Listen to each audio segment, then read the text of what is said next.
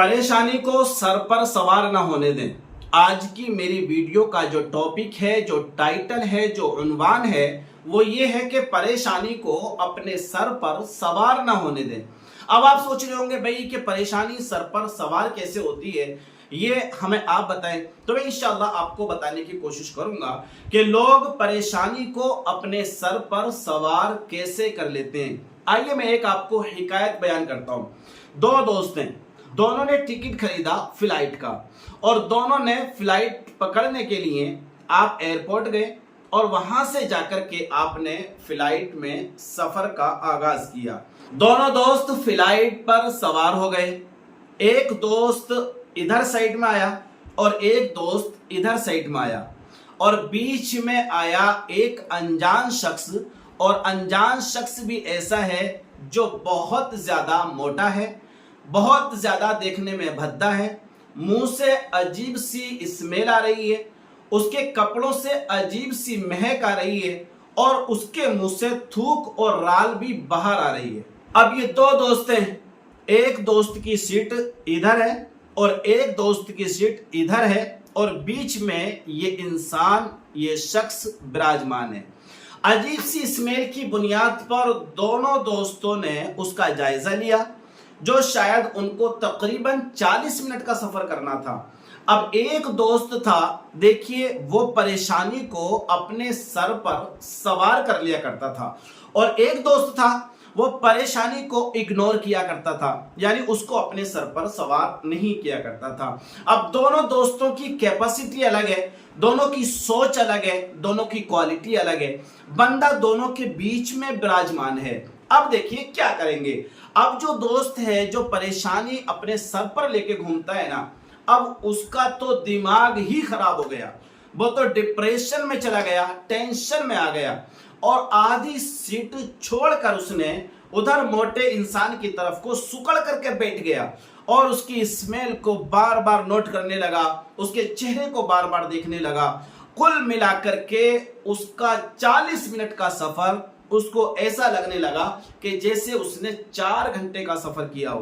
बहरहाल ये उसका सफर आगाज हुआ और सफर का इख्तिताम भी हो गया, लेकिन जो दूसरा वाला इंसान है, जो उसका दूसरा वाला दोस्त है, वो परेशानी को अपने सर पर सवार नहीं होने देता है। अब देखिए मैं उसकी क्वालिटी बताऊं।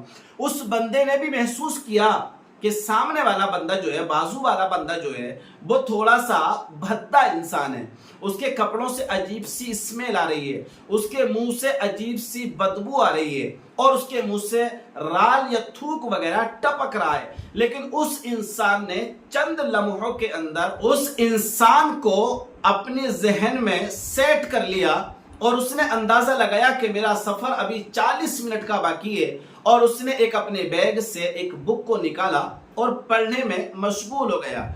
अब वो दोस्त जो परेशानी को अपने सर पर लेकर घूमता है, वो टेंशन में है और पूरा सफर उसका उसी टेंशन में गुजर गया। और वो दूसरा वाला जो दोस्त है उसका, उसने बुक निकाली, अपनी बुक पढ़ते हुए 40 मिनट का सफर उसका आराम से कट गया, आराम से तय हो गया। फ्लाइट ने लैंडिंग की, दोनों दोस्त उतर के अपने अपनी मंजिल की तरफ रवा और दवा हुए। अब एक दोस्त ने पूछा उस दोस्त ने, जो दोस्त परेशानी में मुब्तला था, कि यार देखिए, हमारे दोनों के बीच में एक ऐसा इंसान बैठा हुआ था जिसकी वजह से ये मेरा सफर पूरा बर्बाद हो गया और पूरा जहन्नम बन गया। क्या तुझे उसमें से स्मेल नहीं आ रही थी? क्या तुझे उसकी बदबू महसूस नहीं हो रही थी?